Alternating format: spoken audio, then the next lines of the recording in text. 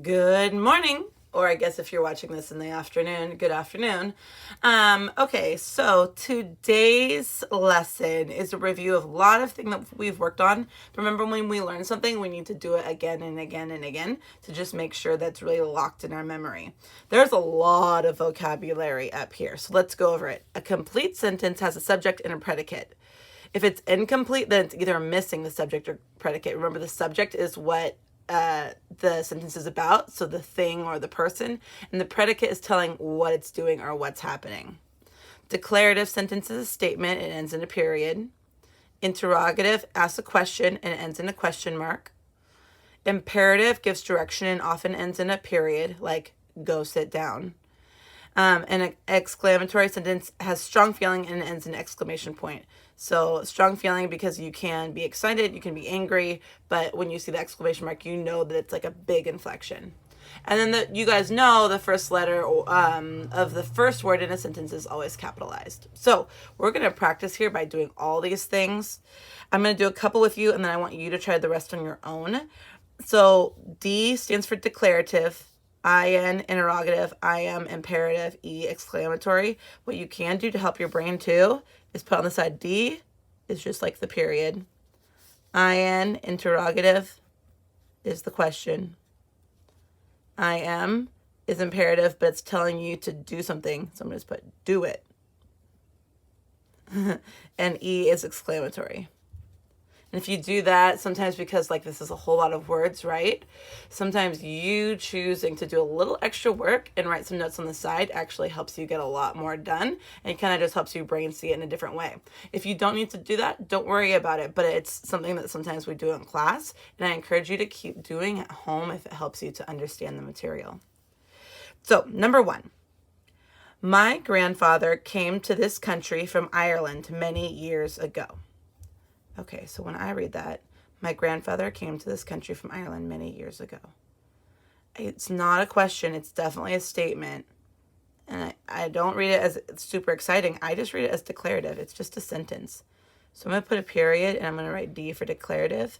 There's a whole lot of things that need to be underlined. Remember the triple underline when it's capitalized? So I know the first word.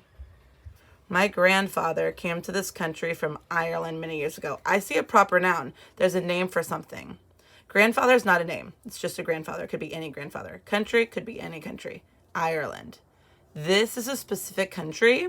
It's a proper noun, just like proper Pete the cat. So it should be capitalized.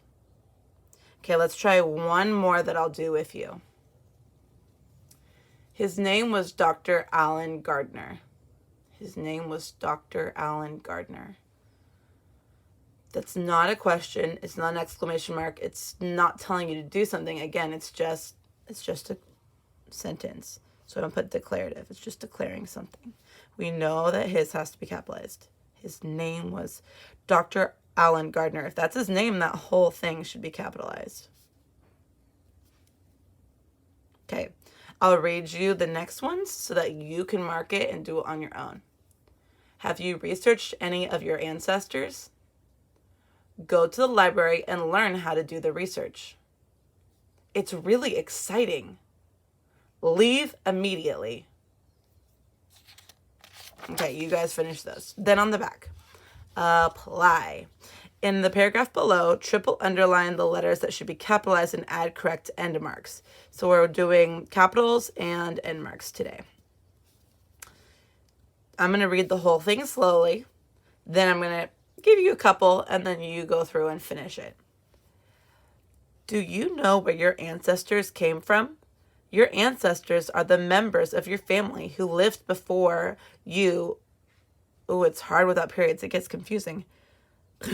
Your ancestors are the members of your family who lived before you. Most people have ancestors who came to America from another country. Is your family from one country or many countries? Freedom, money, and safety are some of the reasons people come to this country. Would you be afraid to move to a distant country? Our ancestors were very brave people. I love learning about my ancestors. Oh my gosh, it's very hard to read without knowing where the periods go. Ooh, okay. So I'm going to start at the top of the paragraph with you, and then you're going to finish it. We know this has to be a capital. I like what they indented. Do you know where your... I don't know if you guys can hear that, but I can hear turkeys outside my window. I wonder if you can hear it in the video. Do you know where your ancestors came from? That's a question. It also helps that there's a capital right here. Do you know where your ancestors came from? Your ancestors are the members of your family who lived before you. Most people have ancestors who came... Okay. Wait, that was the whole idea. Your ancestors are the members of your family who lived before you. Most people have... I'm going to break it right here. Your ancestors are the members of your family who lived before you, period. That's one idea. The predicate is your ancestors, and then, or the subject is your ancestors. The predicate is, are the members of your family who lived before you. Then we start a new sentence, capital. Most people have ancestors who came to America from another country. Most people have ancestors who came to America from another country, period. Okay, capital, there we go. Is your family from one country or many countries? Freedom, money, and safety. Okay, you guys continue from there. Woo, you guys can do it. Just keep listening to it. Keep reading it again and again. Find where you end it. Find if it should be a period, question mark, or exclamation mark. Okay, down here, add missing subjects and predicates to the sentence below and rewrite them as complete sentences. Under the picnic table. Under the picnic table? What's under the picnic table?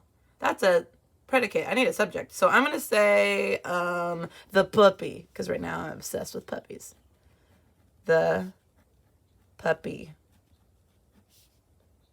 was under the picnic table. Okay. That's better. Okay. Then I'll read you the next three and you can do them on your own. The squirrels in the tree. Okay, that's a subject, but like squirrels in the tree, what? After my brother came home. Finish it. And the swimming pool at the park. Okay, none of those are complete sentences. So give me a complete sentence for each one. All right, guys, you got this.